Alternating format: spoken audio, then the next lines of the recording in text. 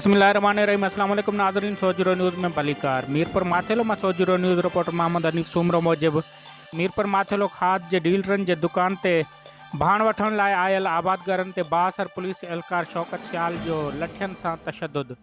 शौकत सियाल जे ख़िलाफ़ सियासी समाजी अॻवान ऐं सहाफ़ी बिरादरी FIR कराइण लाइ मीरपुर माथेलो थाणे ते पहुती सख़्त नारेबाज़ी कंदे अॻवाननि वकील अब्दुल मजीद, मीर बहार वकील, ज़हीर मलाणो, सनाउल्ला चाचड़, फ़कीर रमज़ान कलवाड़, मीर हसन लाशारी, अकरम मीतलो, कमाल महर भेटाई मीडिया सेंटर जे सदर हनीफ सूमरो काज़ी इज़हार मीडिया सां ॻाल्हाईंदे चयो त शौकत सियाल जो आबादगारनि ते तशद्दुद करण वारो अमल बिल्कुलु बि नाक़ाबिले बर्दाश्त आहे।